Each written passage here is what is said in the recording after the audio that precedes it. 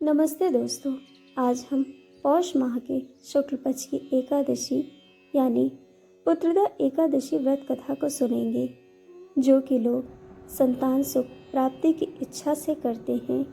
और यह व्रत लोग अपने संतान के उज्जवल भविष्य हेतु एवं संतान के जीवन से संबंधित कष्टों को दूर करने हेतु इस पुत्रदा एकादशी का व्रत करते हैं। आइए सुनते हैं कथा विस्तार से।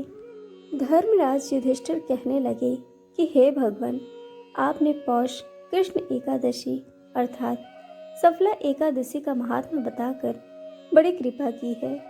अब आप कृपा करके मुझे पौष माह के शुक्ल पक्ष की एकादशी के विषय में भी बतलाइए। इस एकादशी का क्या नाम है तथा इसके व्रत का क्या विधान है, इसकी विधि क्या है, इसका व्रत करने से किस फल की प्राप्ति होती है और उसमें कौन से देवता का पूजन किया जाता है। कृपया यह सब विधान पूर्वक कहिए। भगवान श्री कृष्ण बोले, पौष माह के शुक्ल पक्ष में आने वाली इस एकादशी को पौष पुत्रदा एकादशी कहा जाता है। इसमें भी नारायण भगवान की पूजा की जाती है। इस व्रत को विधि पूर्वक करना चाहिए। इस चर और अचर संसार में पुत्रदा एकादशी के व्रत के समान दूसरा कोई व्रत नहीं है। इसके पुण्य से मनुष्य तपस्वी, विद्वान और लक्ष्मीवान होता है।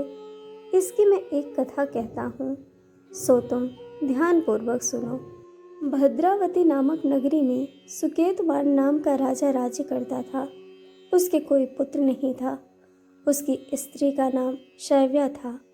वह निपुत्री होने के कारण सदैव चिंतित रहा करती थी।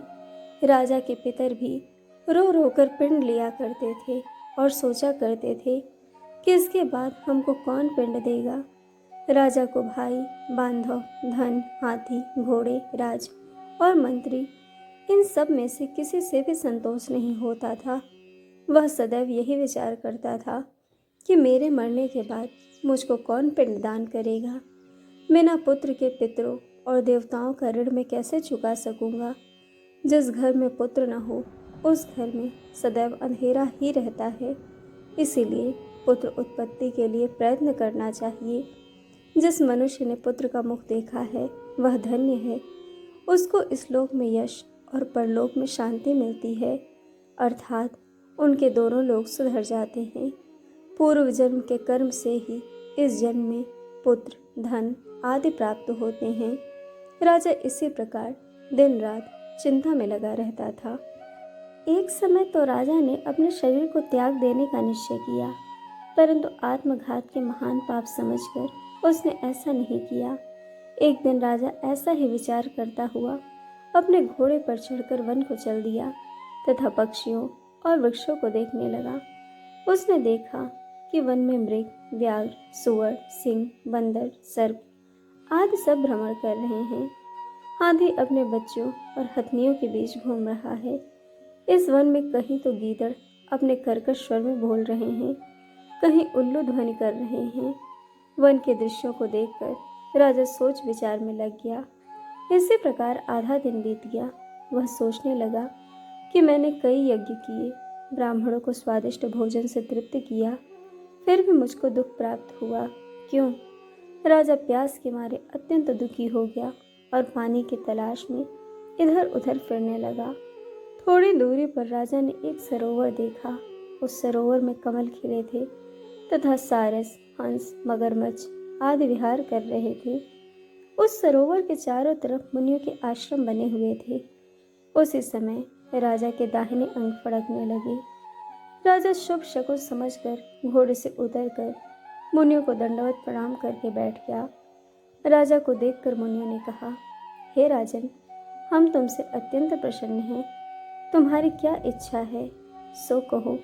राजा ने कहा, महाराज, आप कौन हैं और किस लिए यहाँ आए हैं, कृपया करके बताइए। मुनि कहने लगे, हे राजन, आज संतान देने वाली पुत्रदा एकादशी है। हम लोग विश्वदेव हैं और इस सरोवर में स्नान करने के लिए आए हैं।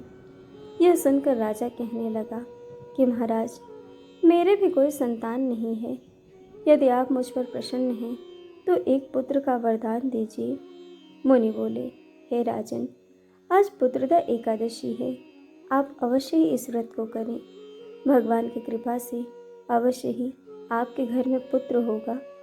मुनि के वचनों को सुनकर राजा ने उसी दिन एकादशी का व्रत किया और द्वादशी को उसका पारण किया। इसके पश्चात मुनियों को प्रणाम करके महल में वापस आ गया। कुछ समय बीतने के पश्चात रानी ने गर्भ धारण किया और 9 महीने पश्चात उनके एक पुत्र हुआ।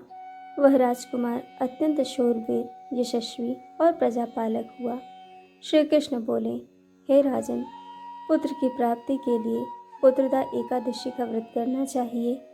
जो मनुष्य इस महात्म को पढ़ता या सुनता है उसे अंत में स्वर्ग की प्राप्ति होती है। तो दोस्तों, यह थी पौष माह की अति शुभ एकादशी, पुत्रदा एकादशी की व्रत कथा। दोस्तों, कथा आपको कैसी लगी यह हमें कमेंट करके ज़रूर बताइएगा और चैनल को सब्सक्राइब, वीडियो को लाइक शेयर करना बिल्कुल मत भूलिएगा। वीडियो देखने के लिए आप सभी का बहुत बहुत धन्यवाद। जल्द मिलेंगे एक और नए वीडियो के साथ।